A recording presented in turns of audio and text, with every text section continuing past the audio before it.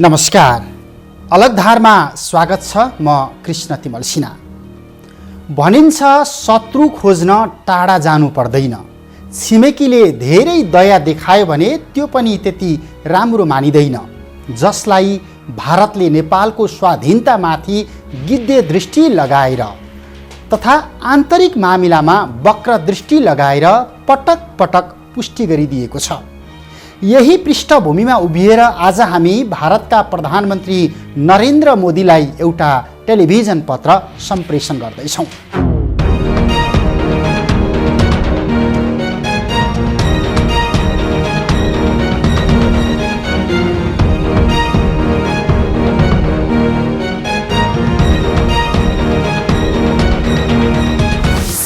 असल छिमेकीको सम्मान कसरी गर्नुपर्छ भारतले सिक्नै पर्ने भएको छ।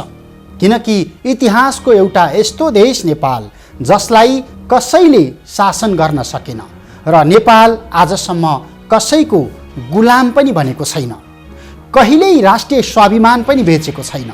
तर किन पटक पटक ऐतिहासिक सात सिमाना तलमाथि गरेर भारतले नेपालमाथि अर्घेल्याइ गरिराखेको छ? यो आम रूपमा उठिराखेको जिज्ञासा हो अनि यसले बिस्तारै नेपालमा आक्रोशको आकार लिइराखेको छ। यसअघि नेपालले दिल्लीको इच्छा अनुसारको संविधान जारी नगरेको भन्दै न्यू खोजेर नाकाबन्दी गर्यो। भारतले अहिले नेपालले जारी गरेको नक्साको विषयमा फेरि न्यू खोज्न थालेको छ, जुन किमार्थ स्वीकार्य छैन। नेपालको जमिन र जल सम्पदामा भारतको मनपरी, नेपालमाथि भारतको थिचोमिचो कहिलेसम्म? भारतका प्रधानमन्त्री मोदीलाई हाम्रो खुला पत्र।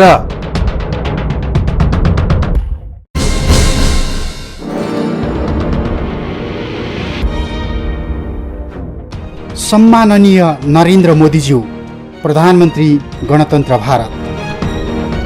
मोदीज्यू, हो, भारतको भूगोल नेपालको भन्दा 22 गुणा ठुलो छ। तर सुरुमै हेक्का रहोस्, नेपाल विश्वका 22 पुराना मुलुक मध्येको एक ऐतिहासिक, स्वतन्त्र र सार्वभौमसत्ता सम्पन्न मुलुक हो। नेपाल आजसम्म कसैको गुलाम बनेन र नेपालले कहिल्यै स्वतन्त्रता दिवस आजसम्म मनाउनु परेको छैन। त्यसैले नेपाल सानो छ तर कमजोर छैन, हेक्का रहोस्। नेपाल गरिब छ तर भिखारी होइन। प्रधानमन्त्री मोदीज्यू, कुनै पनि मुलुकबाट हुने हस्तक्षेप र धम्की हामीलाई स्वीकार्य छैन। यो हाम्रो गौरवपूर्ण इतिहास हो। त्यसैले नेपालले सगौरव भनिराखेको छ, कालापानी हाम्रो हो, लिपुलेक हाम्रो हो, लिम्पियाधुरा हाम्रो हो। यो भूगोल त्यो समयदेखि नेपालको हो जति बेला बेलायती उपनिवेशबाट भारत जसोतसो आंशिक रूपमा गुलामी मुक्त भएको थियो। मोदीज्यू सायद भारतको राजनीतिक इतिहास राम्रोसँग पढ्नु भएको होला। ब्रिटिस इस्ट इन्डिया कम्पनीको गुलामीबाट तपाईँको त्यो भूगोल मुक्त हुँदा नेपालले विस्तारवादी शक्तिलाई कसरी हराएको थियो स्मरण गराउन चाहन्छौँ। वर्तमान भारतले ब्रिटिस इन्डियाको त्यही विरासत अहिले पनि बोकेको छ। त्यसैले ब्रिटिस इन्डियाले बनाएका आधिकारिक र ऐतिहासिक नक्सा वर्तमान भारतले पनि मान्नुको विकल्प छैन। ऐतिहासिक तथ्य र आधार यही हो। सायद यही इतिहास केलाउन नसक्दा भारतले पटक पटक नेपाल जस्तो स्वाधीन, सार्वभौमसत्ता सम्पन्न, स्वतन्त्र राष्ट्रको सात सिमाना तलमाथि गरिराखेको छ। मोदीज्यू, यो विभिन्न 70 भन्दा बढी स्थानको समस्या हो। 10 गजा क्षेत्रमा पटक पटक विश्वव्यापी मूल्य, मान्यता र अभ्यासको धज्जी तपाईँले उडाउनु भएको छ। के यही भारतको छिमेक नीति हो? हामी प्रश्न गर्न चाहन्छौँ। मोदीज्यू, देशको सार्वभौमिकता, अखण्डता या भूमि राष्ट्रियताको सवाल कति पेचिलो हुन्छ, नयाँ दिल्लीले धेरै भोगेको छ। अहिलेको लद्दाखको घटना होस् अथवा त्यो दोकलामको घटना, हमारे लिए भारत की अखंडता और संप्रभुता सर्वोच्च है और इसकी रक्षा करने से हमें कोई भी रोक नहीं सकता। हो, राष्ट्रियता र राष्ट्रिय स्वाभिमान, स्वतन्त्रता र सार्वभौमसत्ता तपाईँलाई जति प्यारो लाग्छ त्यो भन्दा कैयौं गुना पवित्र र अटल नेपालको निष्ठा छ। प्रधानमन्त्री मोदी राजनीतिक परिवर्तनको जामाभित्र पटक पटक नेपालको राष्ट्रियता डगमगाएको छ। त्यसैको लाभ हो महाकाली सन्धि। 2053 साल असोज 4 गते राति 9 बजे नेपाली नेताहरूले महाकाली सन्धि अनुमोदन गरेर सुगौली सन्धिले कायम गरेको सीमा क्षेत्र महाकाली नदीको हिस्सा भारतलाई सुम्पिएका हुन्। यो सत्य हो, तर यो स्थायी होइन, यो भारतले बुझ्नुपर्छ। जुन सन्धिमा भारतले आफ्नो हात माथि पारेको छ, उसो भए विश्वकै विशाल लोकतान्त्रिक मुलुक भारतले किन यसरी पटक पटक छिमेकीको कमजोरीमा च्याखे थाप्छ? मोदीज्यू, यो जनजनले सोधिराखेको प्रश्न हो। अहिले नेपालले नयाँ आधिकारिक नक्सा जारी गरेको छ। भारतका गनिएका चिनिएका सञ्चार माध्यमले त्यसप्रति निर्लज्ज र निकृष्ट टिप्पणी गरिराखेका छन्। यो सम्पूर्ण विश्वले रेकर्ड राखेको छ। तर सत्य सत्य नै हुन्छ। सुगौली सन्धिले निर्धारण गरेको नेपाल भारत सीमा न कुनै सन्धि सम्झौताले आजसम्म सारेको छ, न सर्न सक्छ। मोदीज्यू, परिस्थिति यसै गरी धमिलो बन्दै गयो भने बरु सुगौली सन्धि अघिको नेपाल सम्बन्धी बहस उठ्न सक्छ। तर लिपुलेक, कालापानी, लिम्पियाधुराको साथ सिमाना सर्ने आधार छैन। प्रधानमन्त्री मोदीज्यू, नेपाल र भारतका बीचमा पानीको उपयोगलाई लिएर विभिन्न समयमा सन्धि सम्झौता भएका छन्। सन् 1954 मा भएको कोशी सम्झौता, 1959 मा भएको गण्डक सम्झौता, पञ्चेश्वर, पश्चिम सेती, कर्णाली र बुढी गण्डकी उच्च ड्याम जस्ता सम्झौता र पूर्वाधारमा नेपाललाई डुबाएर भारतले दशकौंदेखि कैयौं गुना फाइदा लुटिराखेको छ। प्रधानमन्त्री मोदी, नेपालबाट वर्षौंदेखि निशुल्क पानी लगेर करोडौं भारतीयको तिर्खा मेटाइराखेको तथ्य भारतले किन कहिल्यै पनि मनन गर्दैन? मोदीज्यू, नेपालको सार्वभौम संसदमा पटक पटक यी तमाम सम्झौताको खारेजी वा संशोधन गर्न माग उठ्न थालेको छ। सडकमा नेपालको हित अनुकूल हुने गरी सम्झौता कार्यान्वयन गर्नुपर्ने नारा चर्किन थालेको छ। सोच्नुहोस्, कतै भारतका लागि दशकौंदेखि सभ्यता र समृद्धिको आयाम बनेको अन्तर्देशीय पानी दुई मुलुक बीचको द्वन्द्वको कारण त बनिराखेको छैन। पूर्ण रूपमा भारतीय फाइदाका लागि वर्षाको समयमा नेपालको भूमि डुबानमा पर्छ। हिउँदको समयमा नेपालको जमिनमा जोहो गरेर राखेको सबै पानी सिंचाइका लागि भारतले लाने गरेको छ। अब निश्चित राजनीतिक लोभ र प्रभावमा भएका यस्ता असमान सन्धिको औचित्यमाथि बहस गर्ने बेला भयो नि मोदीज्यू।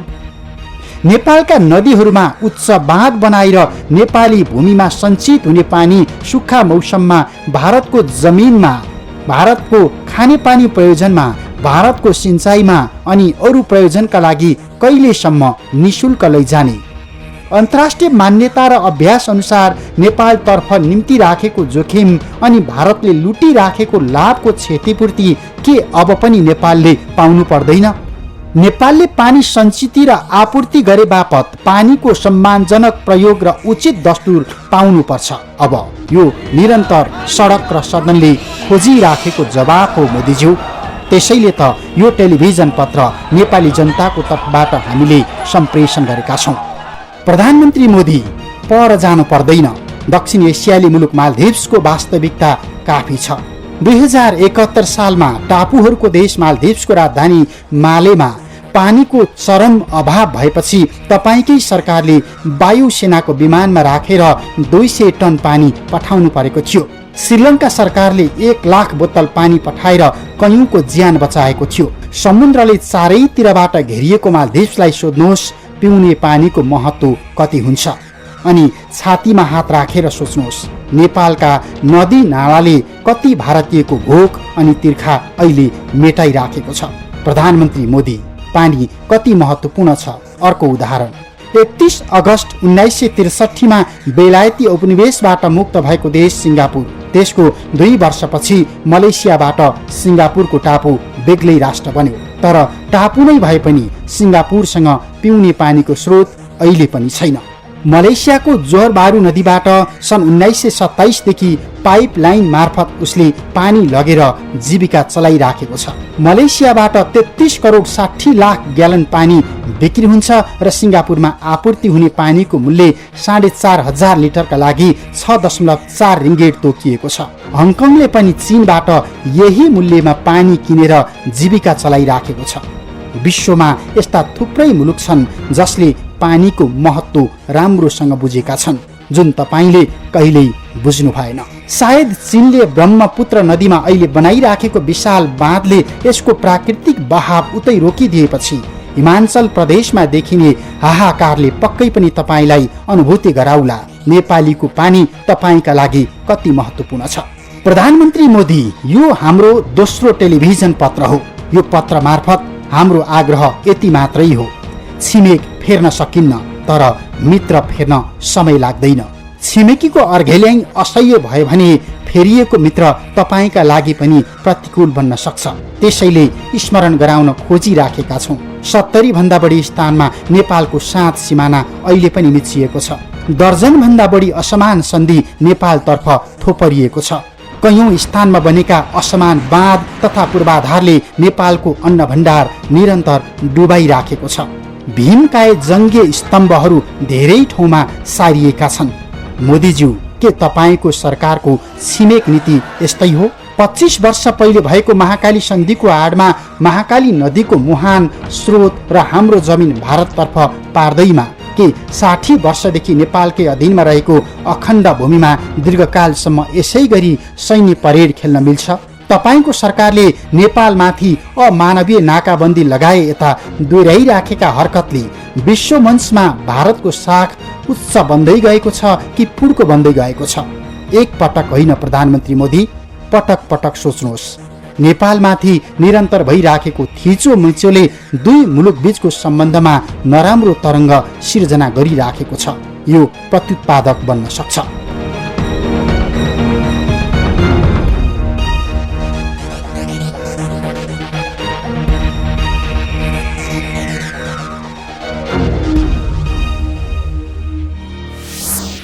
जनसङ्ख्या र भूगोलका कारण भारतले नेपालमाथि निरन्तर हेपाहा प्रवृत्ति देखाइराखेको हुन सक्छ। तर सत्य के हो भने तपाईँ एउटा बिरालोलाई बन्द कोठामा थुनेर तडपाई तडपाई मार्न सक्नुहोला, तर सानो मुसो कोठाबाट जरुर बाहिर निस्कन्छ, तडपिएर मर्दैन।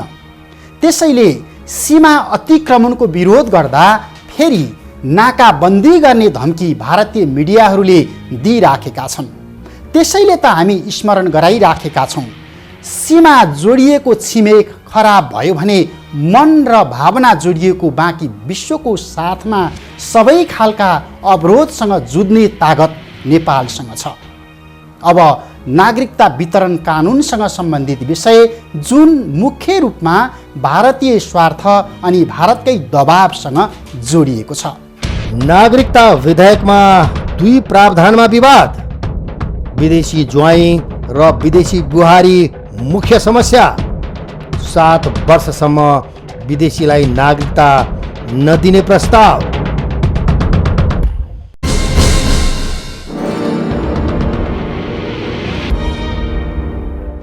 लामो समयदेखि छलफल भएर पनि सहमति जुट्न नसकेको नागरिकता विधेयकलाई संसदको राज्य व्यवस्था तथा सुशासन समितिले पुनः अघि बढाएको छ। विवादमा सहमति जुट्न नसक्दा लामो समयदेखि विधेयक समितिमै अड्किएको छ। गत वर्ष नै संसदमा लैजान तयारी गरे पनि समितिकै सदस्य बीच विवाद भएपछि विधेयक अलपत्र परेको हो। यो बीचमा विधेयकमा सहमति जुटाउन समितिले प्रमुख दलका शीर्ष नेतासँग पटक पटक संवाद गरिसकेको छ, तर समितिले निर्णय गर्न सकेको छैन। यसलाई कसरी टुङ्ग्याउने, एउटा सहमतिमा टुङ्ग्याउँ भनेर मैले मान्य सदस्यहरूलाई अनुरोध गरिरहेको स्थिति हो र मान्य सदस्यहरूले पनि अब यहाँबाट भएन भने यहाँ नअड्काउँ, समितिमा नराखौँ, हाउसमै लैजाउँ भन्ने खालको सहमति भएको हो मान्य सदस्यहरू।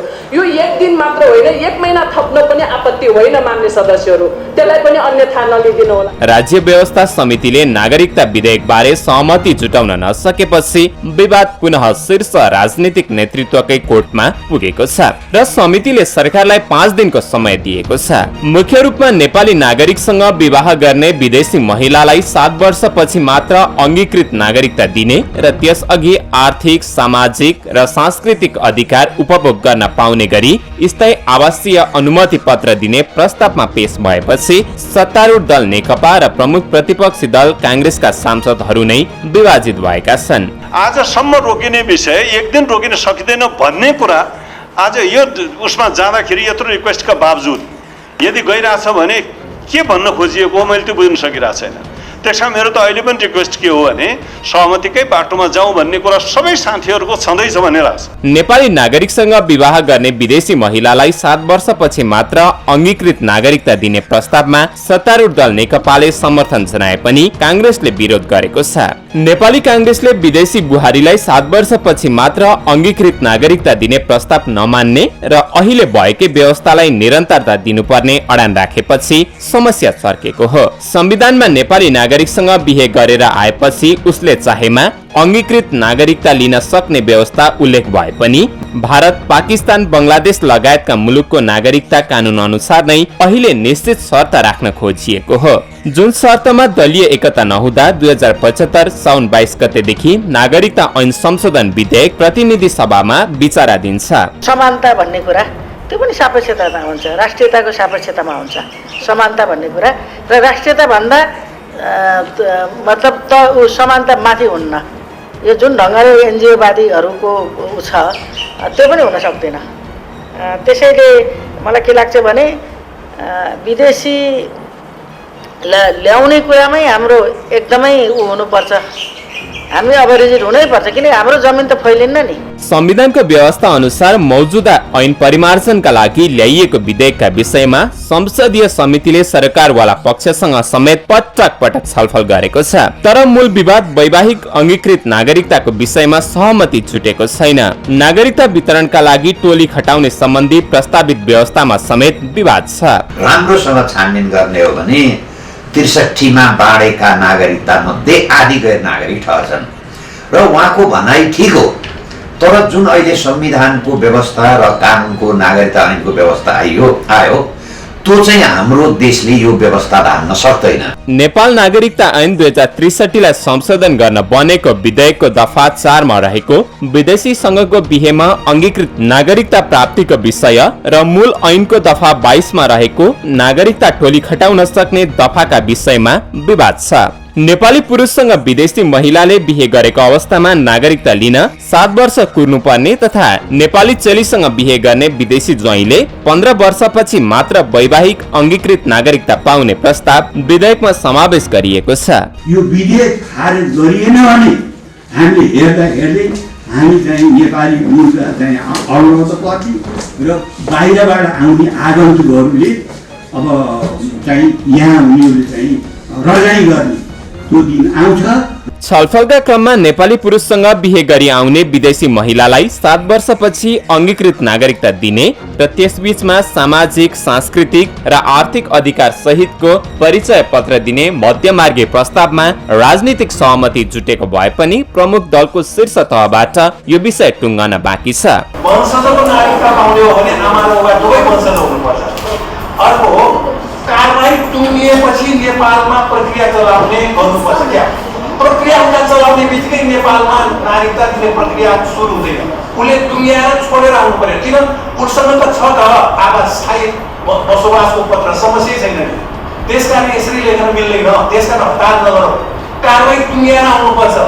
अहिलेको नागरिकता कानूनमा विदेशी महिलासँग नेपालीले बिहे गरेमा विदेशको नागरिकता त्याग्ने प्रक्रिया थालेको कागज देखाउने बित्तिकै नेपाली नागरिकता पाउने व्यवस्था छ, जसका कारण भारतबाट विवाह गरेर आउने बुहारीले तत्कालै नागरिकता पाउने तर भारत विवाह गरेर जाने नेपाली महिलाले वर्षौंसम्म नागरिकता नपाउने अवस्था छ। यो विभेदकारी व्यवस्थामा भारतले झनै कडाई गरिरहेको बेला नेपालमा पनि कम्तीमा 7 वर्ष वैवाहिक अंगीकृत नागरिकता दिन नहुने विषयमा पेचिलो छलफल भएको हो। वैवाहिक अंगीकृत नागरिकता सहित विधेयकका मुख्य विषयमा सहमति जुट्न नसक्दा 75 को साउन 22 गते दर्ता भएको नागरिकता विधेयकमाथि संसदको राज्य व्यवस्था तथा सुशासन समितिले दर्जनौं पटक छलफल गरेको छ, तर राष्ट्रिय स्वार्थ, राष्ट्रिय चुनौती र आवश्यकता पहिचान नगर्दा दलहरू पटक पटक अधिकार खोसिएको सन्देश जाने निष्कर्ष सहित 2076 भदौमा राखेको अडानमा फर्किरहेका छन्।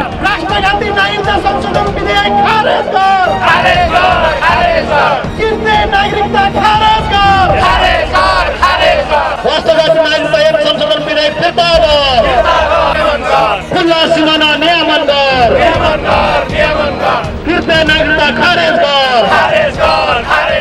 2063 सालको अन्तरिम संविधानमा व्यवस्था भए अनुसार वैवाहिक अंगीकृत नागरिकताको प्रावधान थप खुकुलो बनाउनु पर्ने भन्दै पटक पटक प्रस्ताव अघि सारेको तत्कालीन राष्ट्रिय जनता पार्टी र समाजवादी पार्टी अर्थात् जनता समाजवादी पार्टी भने यसबारे मौन छ, जसले वैवाहिक अंगीकृत नागरिकताको प्रावधान संविधानमै लेखिनु पर्ने भनेर गैर सरकारी विधेयकका रूपमा संविधान संशोधन विधेयक नै दर्ता गरेका थिए। यो समितिमा या संसदमा प्रतिनिधित्व दुईटा दलको एकजना पनि सदस्य छैन। त्यो अहिले मिलिसकेका छ, समितिमा आएको छैन थाहा छैन। तर राजपा र सपा अहिले किनकि दल अहिले संसदमा दुईटी एक दल पनि हुन सकेका छैन। निर्वाचन आयोगबाट चिठी आएको के भयो मलाई थाहा छैन। तर पूर्व दुईटा दल राष्ट्रिय जनता पार्टी राजपा र समाजवादी पार्टीको एकजनाको पनि प्रतिनिधित्व छैन। यहाँ अहिले पनि जति भन्दाखेरि जसपा एउटा यहाँ संसदको तेस्रो राजनीतिक दल हो। नेकपा पछि कांग्रेस हो, कांग्रेस पछि उसको दलको संख्या हो। अनि त्यसको अनुपस्थितिमा हामी आज के आज गराउने के ग्रान्ड डिजाइन हो त्यो पनि हामी थाहा हुनु पर्यो।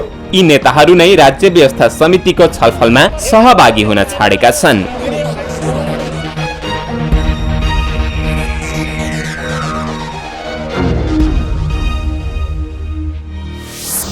नागरिकता कानुन कुनै पनि मुलुकको हकमा राष्ट्रियतासँग जोडिएको अत्यन्तै संवेदनशील विषय हो।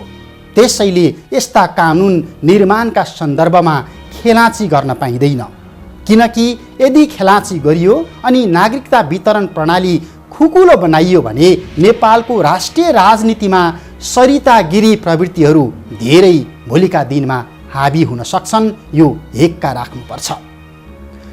हवस् त, अलग धारको आजको समय सकियो। कार्यक्रमका सन्दर्भमा तपाईका कुनै सुझाव, सल्लाह अनि प्रतिक्रिया छन् भने हामीलाई टेलिफोन नम्बर 40065336 अथवा मोबाइल नम्बर 9802002006 मा सम्पर्क गर्न सक्नुहुन्छ। यस्तै अलगधार इमेज च्यानल्स@gmail.com मा इमेल पनि गर्न सक्नुहुन्छ। हामीलाई फेसबुक अनि ट्विटरमा फलो पनि गर्न सक्नुहुन्छ। आजको कार्यक्रमको समय सकिएको छ। अलगधारको सम्पूर्ण युनिटलाई बिदा दिनुहोस्। नमस्कार।